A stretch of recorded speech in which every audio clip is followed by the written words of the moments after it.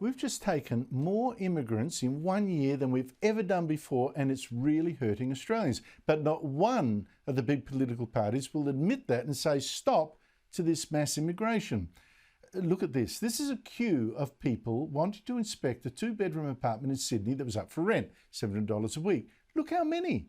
This tells you how few rental properties are out there. Or just check the headlines. Rents in Sydney jumped $120 a week in just 1 year. And around the country, they've risen for longer than anyone can remember. And that's if you can even find a property. Now that Australia last year took in 400,000 immigrants net. That's the population of Canberra in 1 year. Joining me is Leith Van Onselen, an economist who has worked for the Australian Victorian Treasuries and is now co-founder of macrobusiness.com.au. Leith Van Onselen, thanks for joining us. First, why are we bringing in so many immigrants? I mean, 400,000 people net just last year. That's the population of Canberra. Who is this meant to help? Well, I think it's obvious, Andrew. Unfortunately, it helps the donors, the big political parties. It helps the business lobby. It helps the universities to get more overseas students to earn funds through. And of course, it helps the property lobby. And it's those three groups that are unfortunately pull the government strings. And unfortunately, that's why we've just seen the biggest migration intake in this nation's history last calendar year. And we're likely to see an even bigger intake this year, despite the fact that 2/3 of Australians don't want pre-COVID levels immigration and don't want the population to rise. So it's unfortunately that there's no representation for the everyday Australian. The Albanese government did not mention at the last year's federal election campaign that they were going to ramp immigration to the highest ever level. They remained silent on it. And unfortunately, the election came and went. They used the Jobs and Skills Summit to ram through, a big increase in the permanent migrant intake, to hand out work rights to students like candy, and as well as to employ a whole bunch of people to clear these contrived 1 million visa backlogs. So that's kind of got us to the situation where we're at, where effectively we've got the highest immigration in this nation's history. It's going to get worse. And obviously, all the problems that come with that, we're going to have rising unemployment, as well as obviously the rental crisis that we're witnessing right now. And it's amazing to me because it's actually Labor voters, or supposed Labor voters, working class people that are going to be, they're the ones that have to cope with the crowding most, the competition for jobs most, and are crowded out of the property market most. But let's stay with just the property market. Does this make sense, this immigration, this mass immigration, when we don't even have enough affordable homes now for young Australians? No, it's just going to make the situation a lot worse. But the National Housing Finance Investment Corporation, which is the federal government's advisory council on housing, just released its State of the Housing report this week. And it showed that Australia is going to have a net deficit of homes of about 120,000 in the 5 years to 2028. So that's another additional shortage on top of the shortage we've already got. And it said in no uncertain terms that is due to the massive rebound in immigration. At the same time as obviously the building industry is constrained because we've seen builders left, right and centre go broke and materials costs rise. So it's basically a recipe for disaster. It's a recipe for rising rental costs, increased tightness, more people having to live together in group housing, and of course homelessness. It's an inequality disaster in the making.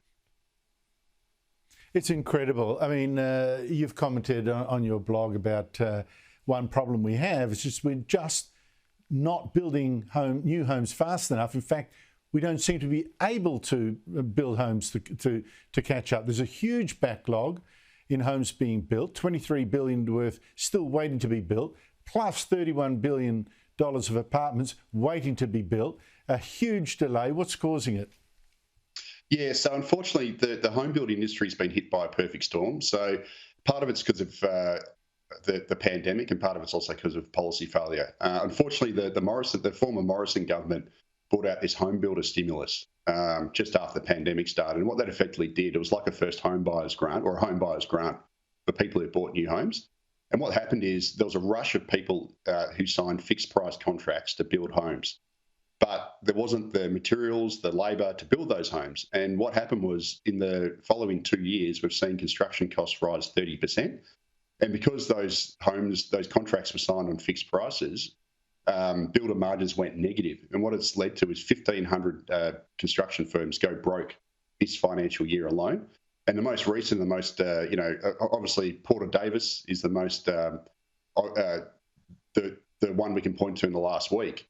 And that had 1,500 homes under construction just in Victoria, all of which are on fixed price contracts. So it's kind of, unfortunately, the Morrison government brought out this policy that led to a huge rush on demand, huge spike in fixed price contracts, costs surged, builders end up losing on every home they've built. So I've got a situation where builders are busier than ever, but they're also losing more money than ever, and they're falling like dominoes. So it's an absolute disaster. And then when you add obviously mass immigration on top of that, it's a recipe for demand, housing demand, to run way ahead of supply, and for the rental crisis just to get worse. It's, to me, this is it is such a government-made disaster. Governments opened the gates to mass immigration that we couldn't cope with.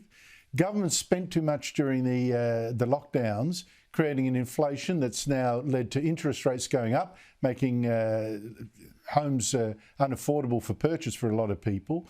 They've limited land supply, of course, which is inhibited, and they've hit us with extra land tax in some jurisdictions, which of course gets passed on to people trying to rent properties.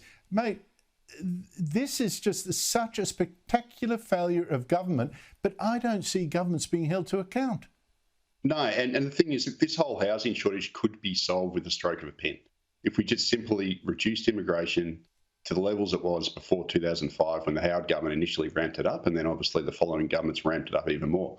It's quite simple. When you can't build enough homes to keep up with population growth through mass immigration, well, you got to slow immigration. Just reduce it to levels that we had for basically the 60 years after the Second World War, and we'd be right. But unfortunately, we've got the Labor government. The new Labor government's decided to ramp it up into levels that were never seen before, that were even bigger than the extreme levels we had in the 15 years pre-COVID.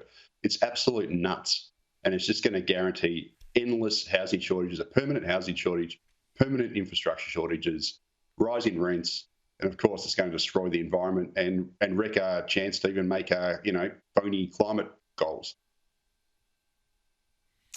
But I haven't even got time to get into that, because, of course, the more migrants you bring in, the more emissions you emit that you have to then cut again, and makes the climate targets that the Labor government set. They'll have to do it. They'll have to be even more brutal in their cuts than they're promising already. Leith Van Onselen, thank you so much for trying to raise the alarm on this. Thank you. No worries, Andrew. Anytime. Thanks.